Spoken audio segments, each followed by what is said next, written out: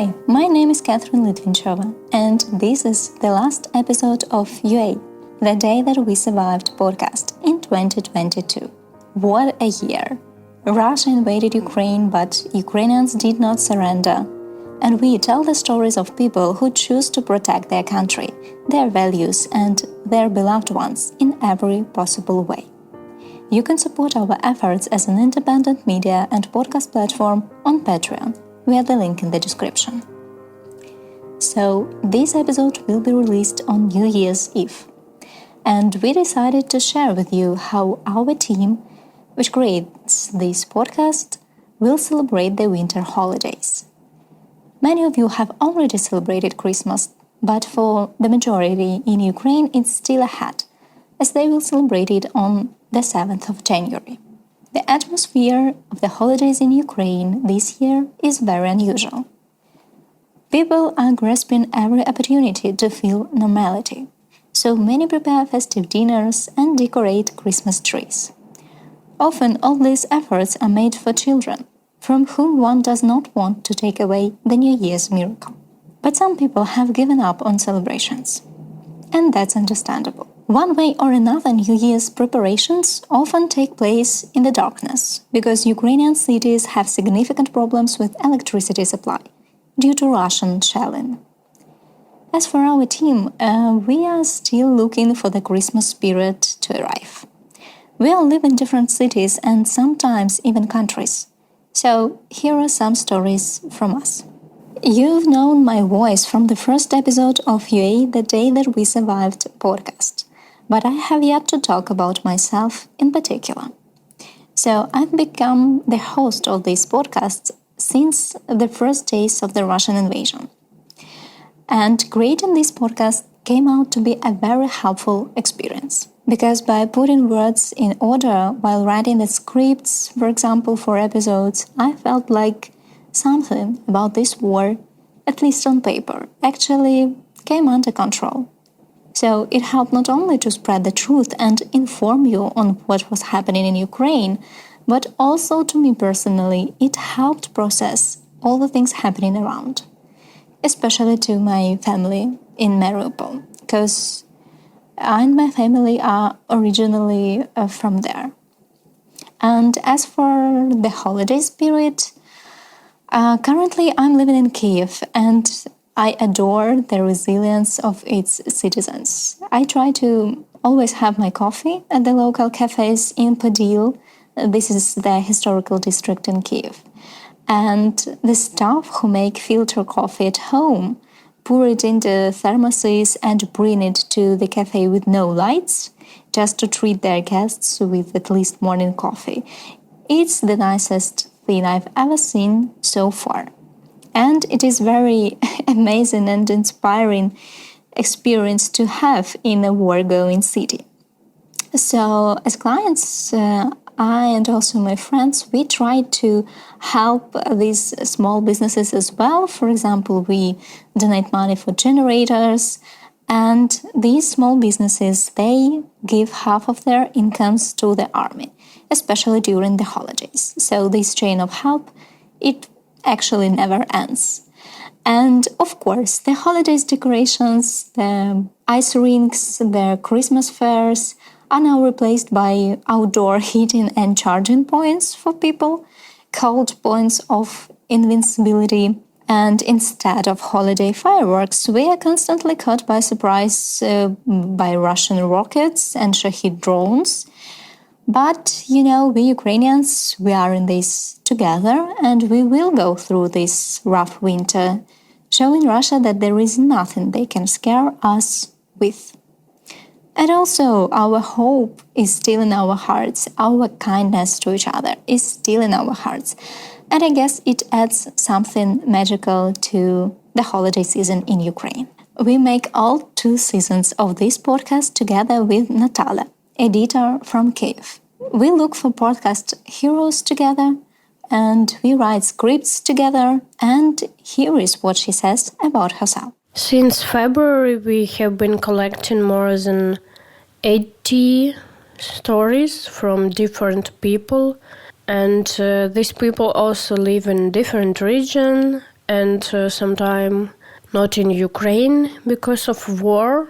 In our podcast, we just try to explain how we live, how we deal with this situation, and how our country fighting against this enemy.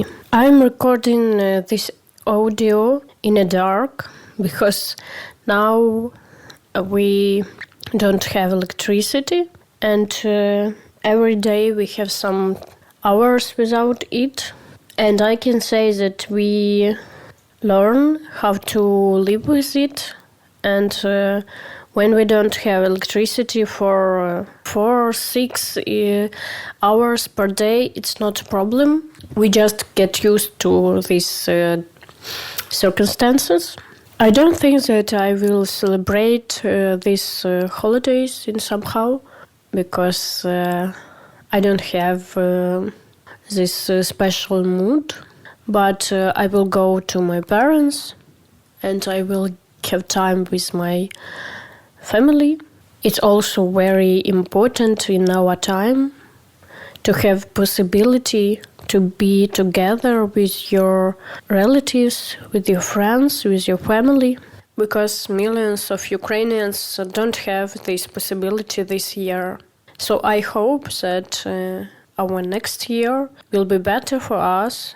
We hope for our victory. We thank all people who defend us, our army, and we invite all of you in Ukraine after our victory. Come to Ukraine and you will see how beautiful it is. Since the creation of the podcast, dozens of volunteers have worked with us, helping to translate, to decipher texts, to do readings in English, and so on.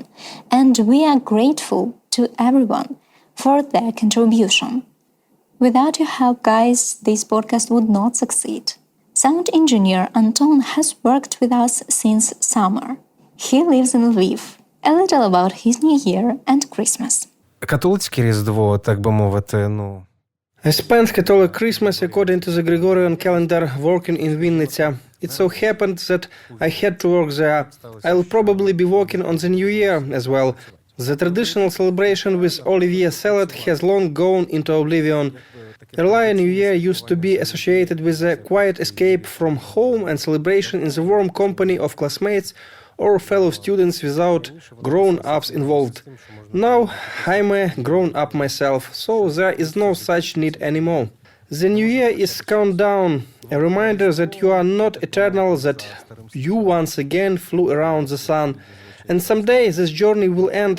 Well, I guess I'll just be thinking about this again, that someday it will end and the one can't waste time. As for Christmas, according to the old style, which is usually celebrated by the Orthodox, I'm sure I'll try to cook something, because my father, whom I evacuated from Kyiv, lives with me now, and he will be pleased to participate in this ritual once again. It will remind him of many things about his childhood, his parents, etc. Iryna does the illustrations for the podcast. She now lives in Kyiv. At the beginning of the full-scale war, I was in the Lviv region for a while, but in June I returned to the capital and decided not to go anywhere else. I must say I'm very happy that I'm at home no matter what. Working on illustrations for Urban Space Radio podcasts is work with a high degree of freedom, when I can interpret a situation in image, an event into a picture that will help a listener to see, to understand, and even empathize with the situation that is discussed in a podcast. I drove for Urban Space Radio with pleasure and tell myself that it's my part of information activities conducted by Ukraine.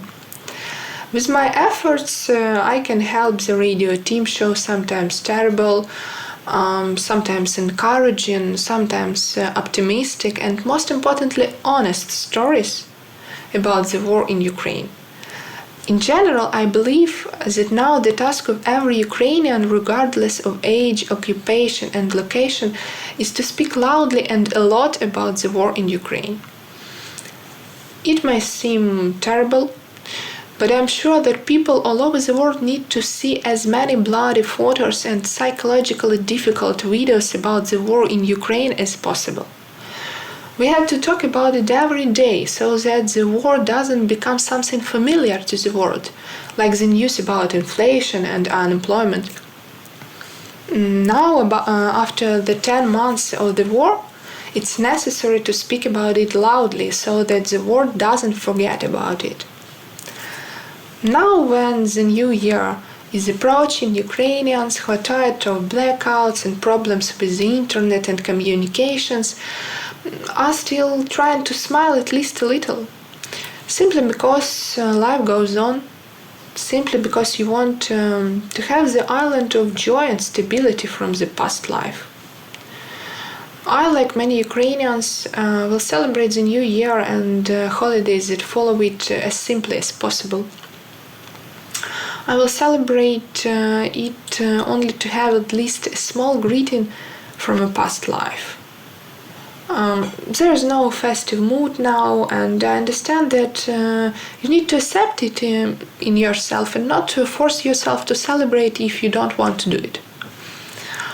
The blackouts in Kiev and other cities organized by the Russians want to steal the New Year and Christmas and all our peaceful life, but I'm sure that this will not happen. The Ukrainians are uniting and consolidating as never before. This war showed that there are people in the world and there is a country in the world which can't be broken by anything. And I'm glad to be proud that it's you and me. To all those who celebrate the New Year holidays and those who don't, to all those who don't have a festive mood, to all those who are in Ukraine or far from home, to those who support our country from anywhere, I wish a great New Year's miracle. I wish the confident victory over the enemy. Alina prepares a significant part of the translations for us. Hi, my name is Alina Zhurbenko. I live in New York and I translate for UA The Day That We Survived podcast. When the war started, I felt helpless. So when my colleagues came together to make this podcast, I felt this is my outlet to help Ukraine, to help sharing the truth. And at times, when I was exhausted, I used to sit on my bathroom floor and translate, while my colleagues in Ukraine would sit in their bathrooms and hallways, waiting out their air raid alert. And it was so unfair. Witnessing all the amazing stories of Ukrainian resilience and will is one of my greatest privileges as a translator, and I truly admire the team that produces this podcast and their talent and endurance. Among all the episodes I've translated during these 2 seasons, I remember one most vividly. It was about volunteers saving museum and research collections, evacuating aviaries and helping bats. It's surreal how dedicated these people were. There is a research station in Kharkiv that helps bats survive winter. They are endangered in Ukraine. So one day in February, poor bats woke up to war, and there is no way they could turn to another side and snug themselves in their batty wings and go back to sleep. To survive, they have to fly, even if it's gunfire around. So I try my best to celebrate holidays this year, but I do feel like that Ukrainian bad sometimes. To survive, I have to keep translating. And my only wish for Christmas and New Year this year is to become redundant. I dream of not having to translate war stories anymore, only the stories of peace. So now you know a little more about us, and we were pleased to share our own stories. We would also like to learn more about you. Where are you from? How long have you been with us? And what would you like to know about Ukraine and Ukrainians? So please feel free to answer in the comments on any platform you are listening to this podcast. We'll be happy to get to know you better and see you in 2023. That was me, Kateryna. You can find useful links in the description of the episode. Stay safe and listen to Ukrainians. This episode was supported by Urban Space 100.